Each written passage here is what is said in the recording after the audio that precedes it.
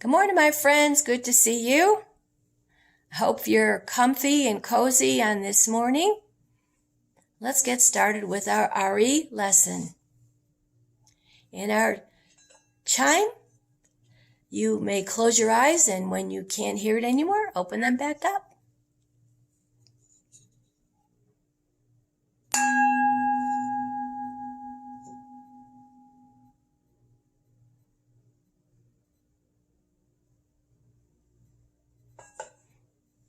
Hope you liked my improvised chime. Now for our chalice lighting.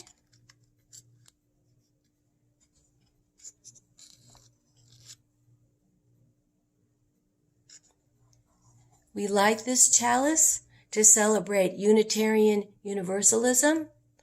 Ours is a community of the open mind. Ours is a community of the loving hearts. Ours is a community of the helping hands. Good job. Now, normally when we're gathered face to face, we would be sharing our joys and concerns, but it's still an important thing to do, to sort of look back on your week and see how things went. How were things joyful? Did you have a little concern, a little difficulty? So if you'd like, you can pause this video right now. You may pause this video and share your ideas, your joys and concerns with an adult nearby, or with a brother or sister who might be there, or just think in your own mind, what were you particularly joyful about during this week, or maybe had a little difficulty. Today, I'll share my joy. It is that rainy, snowy, sleety Sunday, and I just love to look outside and see white. So that's my joy. Okay, let's move on to our story. We're going to continue with the Windows and Mirrors curriculum. And a few weeks ago, you heard about the Curse of Babel, where the people of a city started out talking all the same language, and it was quite confusing. And then God interfered and created many languages. So we had a discussion about the benefits of different languages and the benefits of shared languages. So this next story is the second part of the lesson about communication. So now we're going to hear about an American Peace Corps volunteer in a country called Bulgaria. And just let me stop for a sec. Bulgaria is a country in Europe, very near Greece. And I think that's good enough for you to know. And this Peace Corps volunteer faced a problem about a cultural difference in nonverbal communication. So do you know what nonverbal skills are? They are ways that we communicate without talking, like with our facial expressions or with our hands or any other way, any other kind of body language. It's a way of communicating, getting your ideas across. So today's story is called Enough to Make Your Head Spin. And it's by Elizabeth Kelly, and she was a Peace Corps volunteer. And we're sharing the story with permission. Here goes. And by the way, I apologize for not looking directly at you, but the text of my story is above my phone, and I'm filming on the phone, so I'll engage you every once in a while.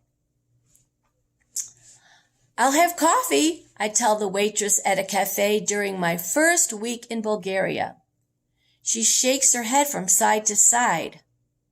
Okay, tea, I say, thinking that maybe there's something wrong with the coffee machine, and I'm totally confused.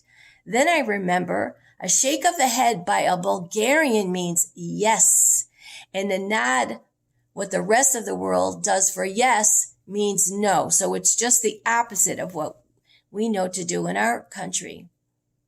When I began teaching, all this head bobbing made communication in the classroom interesting.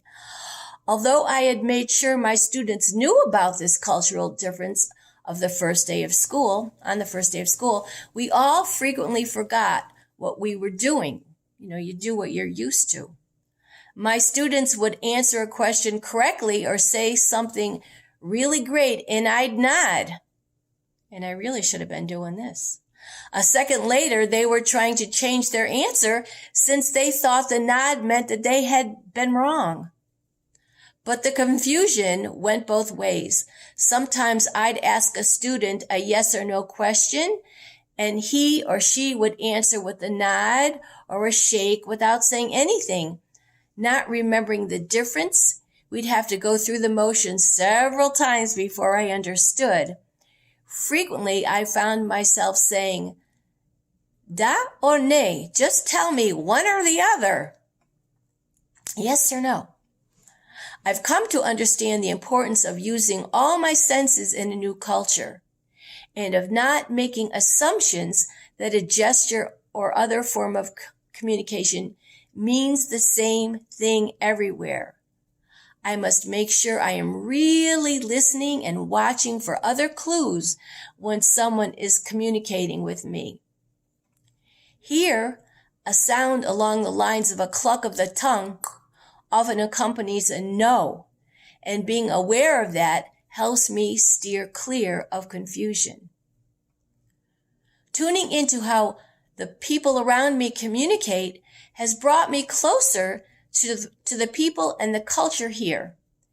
And whenever we slip up and forget to control our heads, the laughter that follows brings us together. Luckily, a smile is a smile the world over. So here are your discussion questions, but we can't share with one another. But here's the deal. You can pause your video and discuss with somebody else in your household, or you can just think how you would answer that. So just hit the pause button whenever you need to. So the first question is, what was different about communication in Bulgaria that is different for us in the United States?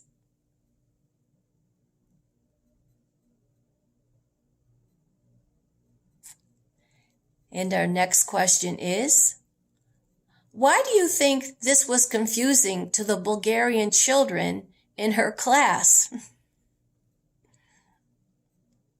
Pause whenever you'd like.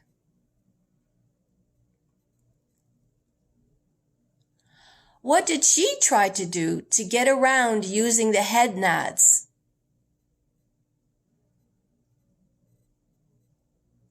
Remember the duh and nay and the tongue clicks? How would you have felt if you were telling someone something very important and they gave a nonverbal response that didn't make any sense? What might you do?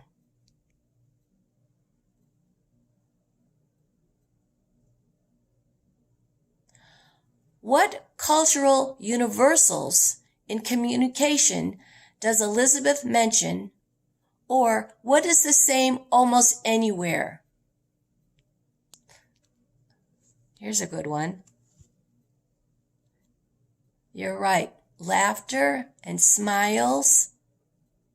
And I bet you tears and frowns, that might be also the same culture to culture. Do you agree with this statement? A smile is a smile the world over. And if so, why do you think it's true?